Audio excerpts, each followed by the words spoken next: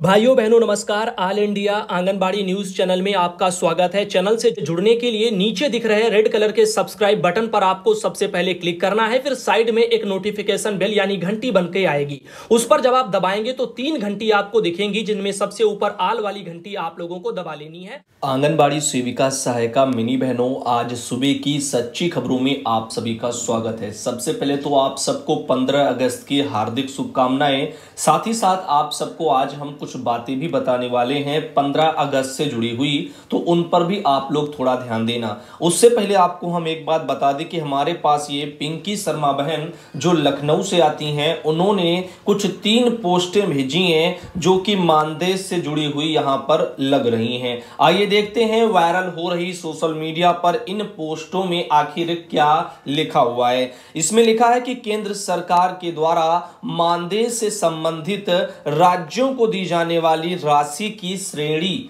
जिसमें प्रथम श्रेणी जो है उसके अंतर्गत लिखा है कि केंद्र सरकार ने प्रथम श्रेणी में आने वाली जो आंगनबाड़ी वर्कर हैं उनको मानदेय दिए जाने वाले राज्य को अपना अंशदान में मात्र 25% ही भुगतान करती है।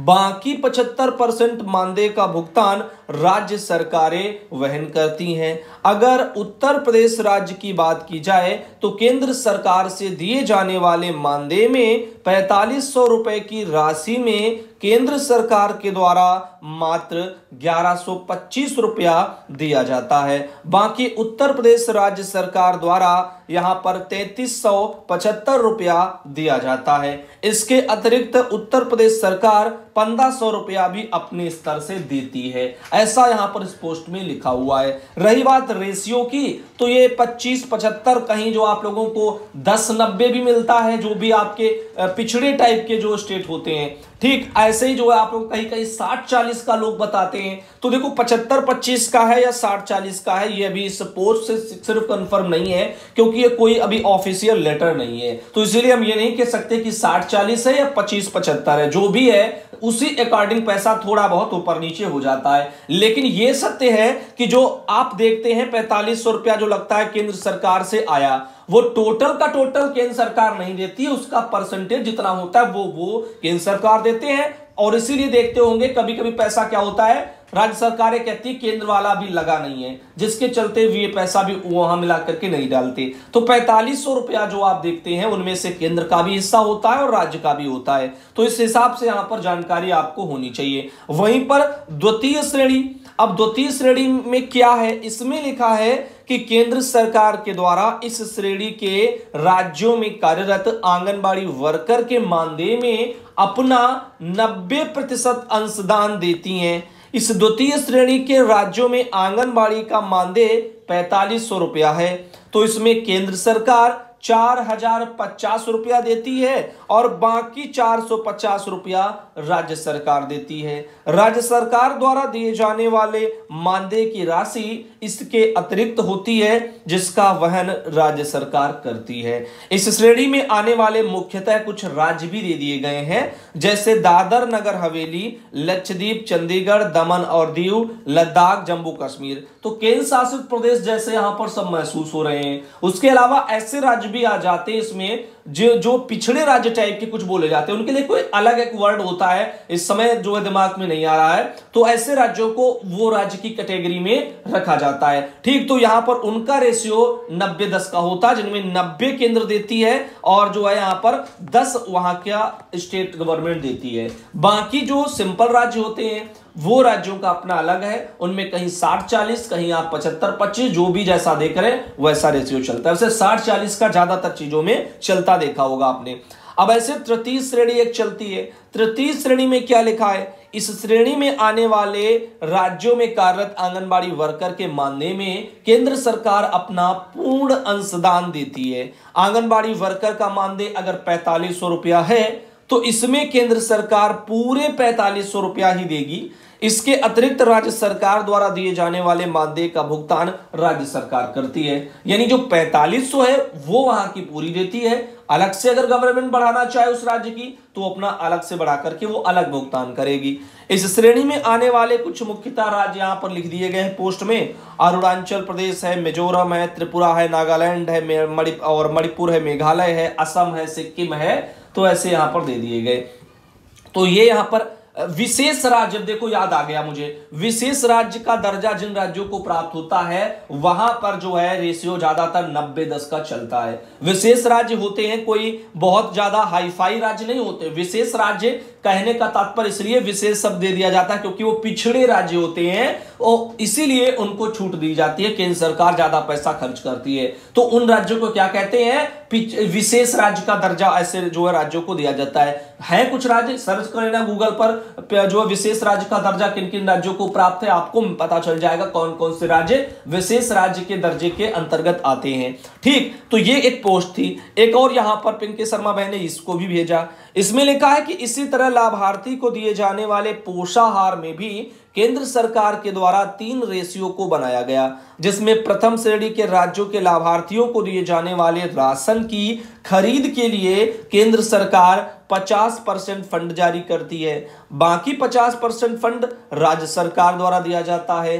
द्वितीय श्रेणी के राज्यों के लिए केंद्र सरकार 90 फंड देती है और तृतीय श्रेणी के राज्यों के लिए लाभार्थी के लिए केंद्र सरकार 100% यानी टोटल यानी 100% जो है फंड का भुगतान करती है। तो ये यहां पर ऐसे ही यहां पर ये राशन के मैटर में भी इनका कहना लागू होता है। अब खैर जो भी है, जो भी आपने सुना, देखा, समझा, उसको आप जो है उसकी पुष्टि के तौर पर मत मानिए, वायरल खबर के तौर पर मानिए जिस पर काफी सोशल मीडिया पर चर्चाएं हो रही हैं।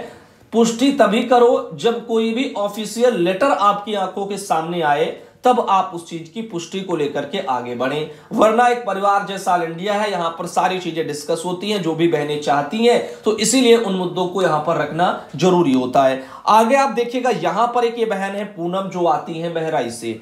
अब ऐसे उन्होंने देखो छत पर रेलिंग के किनारे खड़ी होकर के उन्होंने झंडा अपना लगाया है और फोटो भी ली है। कोई बात नहीं, कोई दिक्कत नहीं है। ठीक, अब देखो इस समय हमारे पास ऐसे ऐसे केस आ रहे हैं जिनको देख करके काफी दुख होता है। मैं इनके लिए देखो नहीं कह रहा हूं। अभी क्या हुआ, एक बच्चा था, काफी बड़ा था, हमारी एज का होगा, 24 के आसपास का।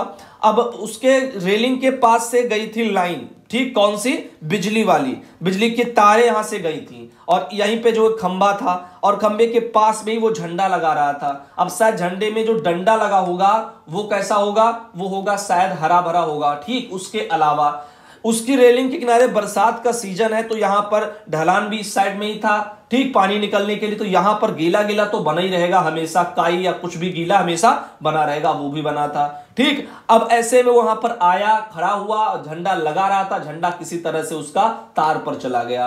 अब कैसे गया वो तो वीडियो में नहीं रिकॉर्ड है, लेकिन जब वो उसमें चिपक गया बेचारा, अब उसके बाद वो वहीं पर जो है गिर गया और ऐसे झंडा भी लगा रहा, उसके हाथ में ही पकड़े रह गया और वो ऐसे ही जो यहां पर बेचारा पूरी तरीके से जल गया। लोग, उसके घर वाले सब बस दूर से देख रहे, कुछ लोग आकर के वहां वीडियो बना रहे। अब कुछ कर नहीं पा रहा, बहुत देर हो चुकी है। अब क्योंकि इन सब प्रक्रियाओं में टाइम लगेगा, अब हर किसी के पास पावर हाउस का नंबर नहीं है कि किसी के घर में कोई घटना हो जाए तो तुरंत पावर हाउस को फोन हो जाए, क्योंकि बिजली में ये करंट वाला जो सिस्टम है ये तो चंद जो है मिनटों का होता है, बस खेल खत्म। तो ऐसे क्या हुआ, वहां पर उन्होंने लगाया और वो बेचारे सब ऐसे जो है दौड़ते भागते ऐसे रह गए। कोई उधर से कह रहा कुछ करो, कुछ हो जाएगा बेटो, लेकिन ये अब कोई फायदा नहीं क्योंकि वो जो भी था वो पूरी तरह से जल गया था। तो मैं नहीं चाहता ऐसी किसी के साथ घटनाएं हो। तो चाहे आप छोटे हैं, बड़े हैं, आपके घर में छोटे छोटे बच्चे हैं, झंडा लगाने से पहले उनको समझा दिया करें और अपनी मौजूदगी में लगाएं और एक अच्छी जगह चयन कर लें। ऐसी भी नहीं हो कि घर में मान लीजिए अगर रेलिंग नहीं है तो आप किनारे पे जाकर के लगा रही हैं और बच्चे भी हैं, किसी तरह से खेलने कूदने लगे, कुछ भी हो गया और गिर गए, तब भी दिक्कत हो जाएगी। या बिजली के तार वार हैं, तब तो ऐसी सिचुएशन में आप अपनी रेलिंग के पास ना जाएं और सिर्फ अभी नहीं, बरसात के सीजन में भी ना जाएं तो ज्यादा बेटर रहेगा। दूरी होनी चाहिए, अब वरना ये दिक्कतें आपको तो आ ही जाती हैं। तो इस तरह से काफी जो चीजें ऐसी हो गई जो काफी मन को जो है दुखी कर गई। तो मैं नहीं चाहता किसी के साथ ऐसी घटनाएं हो, इसलिए मैं चाहता हूं सभी को संदेश दे दे दो कि आप सब भी जो है थोड़ा सावधानी बरतें झंडे लगाने के दौरान, क्योंकि अगर आपके घर के पास से लाइन वाइन गई है तो और ज्यादा एहतियात बरतने की जरूरत है। घर में रेलिंग है नहीं है, ऐसे सिचुएशन में भी जो है एहतियात बरतने की जरूरत है। वहीं चलते हैं आगे, आप लोगों को जो है सारी चीजें समझ में आ चुकी होंगी। रुक्मेश्वरी बहन आती है अयोध्या से और उनके वहां से उन्होंने एक फोटो भेजी थी। ऐसे कुछ और भी बहनें हैं जिनका नाम है मैनाज, जो बरेली से आती हैं, वहां से उन्होंने एक फोटो ये भेजी है। और भी कुछ बहनें हैं जैसे कि मंजू बहनें आती हैं भदोई से, और भदोई से उनके द्वारा एक ये फोटो भेजी गई है। और इनके अलावा एक ये बहन है जिनका नाम है आयशा बेगम, जो महाराजगंज से आती हैं, वहां से उन्होंने भी एक फोटो भेजी है। और एक ये बहन आती हैं विजय लक्ष्मी, जो हरदोई से आती हैं, हरदोई से भी उन्होंने एक फोटो भेजी है। और ये रेखा बहन आती हैं गौतम बुद्ध नगर से, वहां से उनके द्वारा एक ये फोटो भेजी गई है। और ये हैं एक बहन जिनका नाम है यहाँ पर इनका नाम है रात्रि देवी, जो है यहाँ पर बलरामपुर से आती हैं, और उनके द्वारा भी एक ये फोटो भेजी गई है। ऐसे ही जो है हर जगह आज जमकर के 15 अगस्त खुशी खुशी पूरे देश में मनाया जाएगा। उम्मीद है आप सब जो है अपने अपने वहां अच्छे तरीके से मनाएंगे और जो भी झंडा के नियम है उनका पालन करेंगे, और जो भी आपके लिए एहतियात बरतने वाली चीजें हैं उनको भी आप ध्यान में रखेंगी, क्योंकि जीवन है तो सब कुछ है। अब ऐसे में आज का जो वीडियो है सुबह का, इसको हम यहीं तक रखते हैं और उम्मीद करते हैं आप सब आज 15 अगस्त को बढ़िया तरीके से झंडा सब लोग फहराएंगे।